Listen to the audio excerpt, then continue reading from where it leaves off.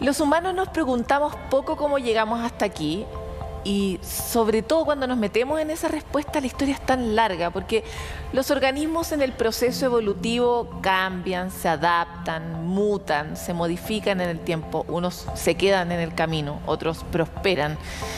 Todo esto está relacionado mucho con el entorno al cual está expuesto cada ser vivo y cómo va generándose este proceso de adaptación.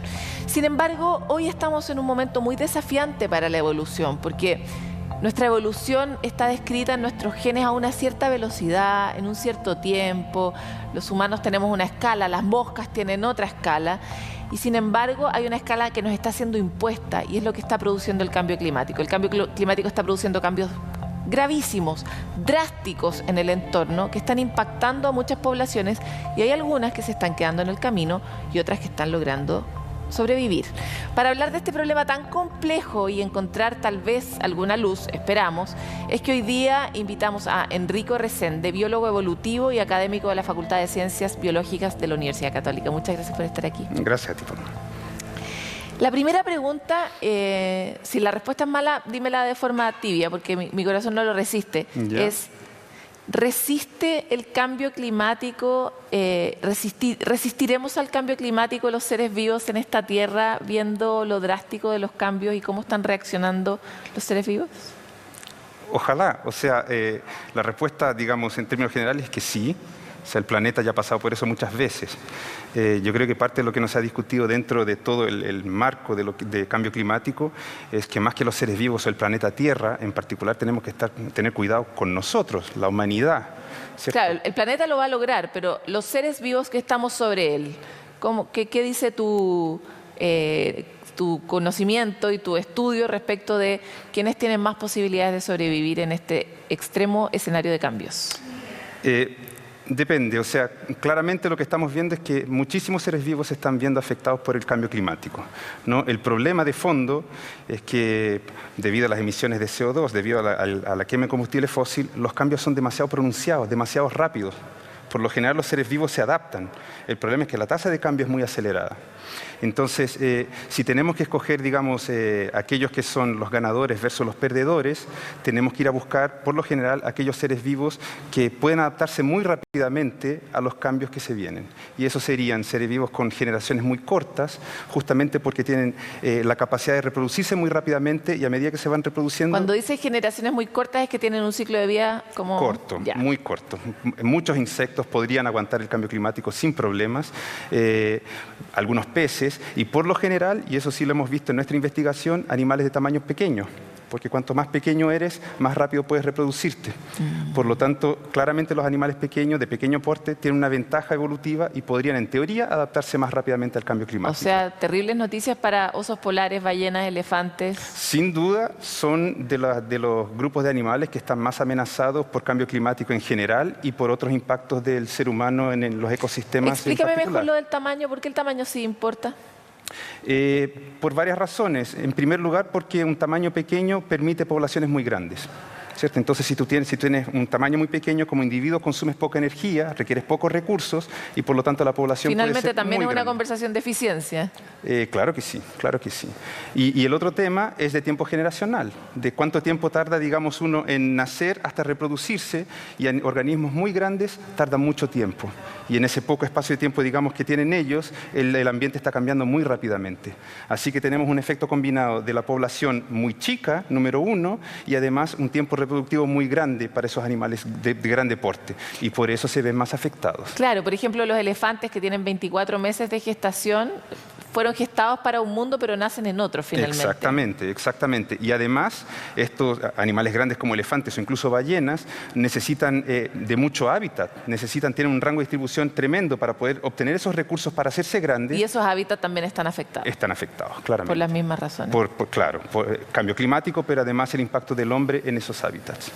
Igual es terrible tu trabajo porque tienes como que enterarte de estas malas noticias que tienen poca solución. ¿Cómo ves tú el escenario de las soluciones? Mira, a medida que voy envejeciendo me voy haciendo más optimista, ¿ya? Pero claramente lo que uno tiene en consideración cuando trabaja en esa área es de que el mundo que nuestros hijos van a heredar no va a ser el mismo mundo que nosotros heredamos. ¿Ya? Entonces se viene un cambio. Y como soy biólogo evolutivo, uno tiene que plantearse que el cambio es una parte natural de la existencia. Las cosas van a cambiar. Entonces, yo creo que parte del problema que tenemos con un discurso a veces medio emocional es que queremos que el mundo se mantenga tal y cual lo recibimos nosotros como niños, ¿cierto? En componente psicológico, emocional. Pero me da la sensación que hay posibilidad de que el planeta, digamos, que la humanidad le vaya bien, pero claramente en el futuro muchos linajes van a quedar y algunos van a seguir. Eso no hay duda. Vamos a heredar, yo creo que un mundo un poco más domesticado, un poco menos salvaje, menos diverso, más homogéneo, pero no necesariamente malo, no necesariamente malo. El otro día leía sobre esta historia del tiburón de Groenlandia que puede llegar a vivir 400 años. Digamos que él está mal en la lista, ¿no? Probablemente, probablemente. O sea, el ambiente donde ha evolucionado esa especie es mucho más estable, pero lo que estamos viendo hoy en día es que el impacto del ser humano esencialmente está por todos los ecosistemas. Hoy tenemos incluso depósitos de plástico en las profundidades de los océanos. Entonces, de una forma o de otra, lo que estamos dándonos cuenta con la ciencia es que está todo absolutamente conectado y lamentablemente, digamos, nuestra especie, con todo su progreso y toda su tecnología, ha afectado en muchas ocasiones de manera negativa a los ecosistemas. De eso no hay duda. Pero sabiendo de eso hoy en día está la posibilidad de mejorar las cosas, ¿cierto? De disminuir ese impacto. Me parecía interesante otra cosa que leía respecto de tu investigación y que se confirma con lo que acabas de mencionar respecto del tamaño. ¿Debiera tender toda la población de animales a achicarse como efecto de la necesidad adaptativa de usar menos energía, etcétera? A principio no sabíamos si era así o no. Lo que sabemos hoy en día es que cuando observamos distintos linajes, distintas líneas evolutivas, distintas especies, y vemos cómo están reaccionando al cambio climático... ¿Distintas especies como qué? Danos ejemplos. Como pájaros, como mamíferos, insectos, como incluso los peces, lo que nos damos cuenta es que en una gran generalidad que se observa es una disminución de tamaño, por lo general.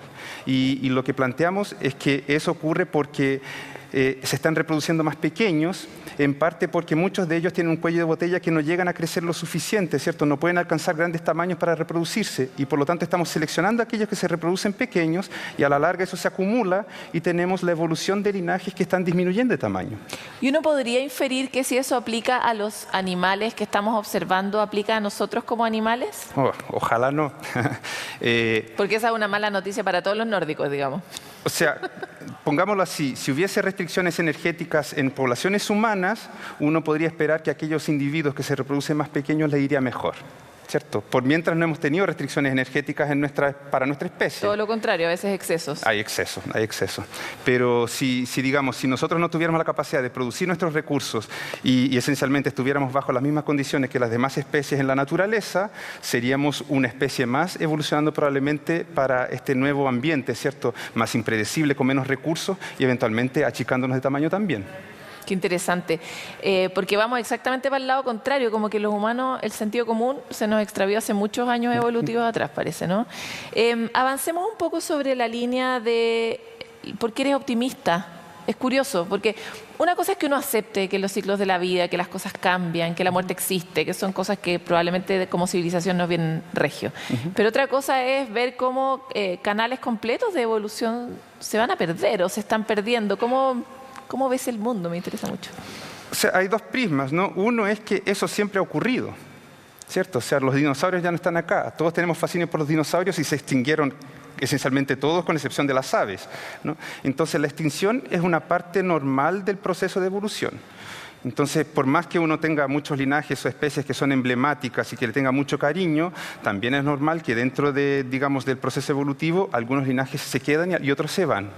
Entonces, en el sentido del optimismo, si miramos al destino de nuestra especie y ojalá nuestros hijos y nietos, yo creo que muchos de los problemas que nos enfrentamos hoy en día pueden tener cierta solución. Es decir, no estamos destinados, digamos, al fracaso como especie, ¿cierto? Lo que ocurre es que claramente lo que se viene en el futuro va a ser un planeta que es distinto a lo que hemos heredado nosotros. Mucho eso más sin duda. exigente. Yo no sé si más exigente. Me da la sensación que... Lo digo por los recursos, principalmente. Claramente va a ser un planeta más pobre en términos de biodiversidad, ¿cierto? Muchos científicos plantean que estamos pasando por la sexta gran extinción. El planeta ya ha pasado por eso en otras ocasiones. Lo que nosotros como especie deberíamos intentar es minimizar el impacto de eso para nosotros. ¿cierto? Y obviamente, si se puede, claramente disminuir el impacto para la biodiversidad en general. Pero en el sentido de que eso tiene que ser catastrófico, yo no creo que haya consenso de que lo sea. Lo que sí sabemos es que si podemos preservar la biodiversidad, ojalá podamos hacerlo, ojalá se haga, que haya una iniciativa a nivel social, en todos los extractos de la sociedad, por la conservación.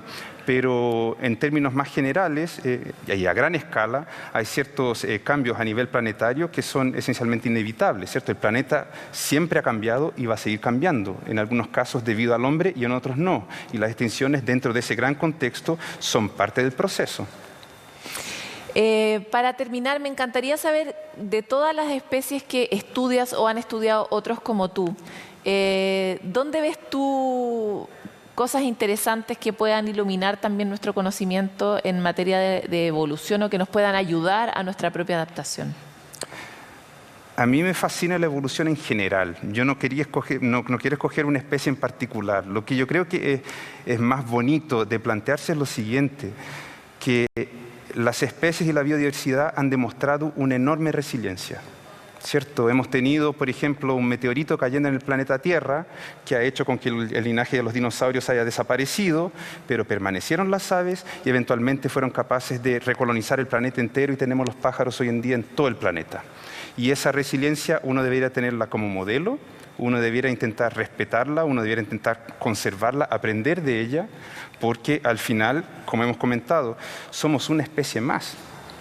Entonces, yo creo que lo más bonito que nos ha planteado eso, ¿no? Cuando miramos al planeta Tierra como ese sistema donde tenemos lo vivo, ¿cierto? La biodiversidad que se ha acumulado por miles de millones de años, que nos sirva de lección, que eso debería en teoría seguir, y si podemos contribuir a eso como una especie, ¿cierto? En vez de empeorarlo, digamos. ¿Ah? En vez de empeorarlo. Sin duda, sin duda.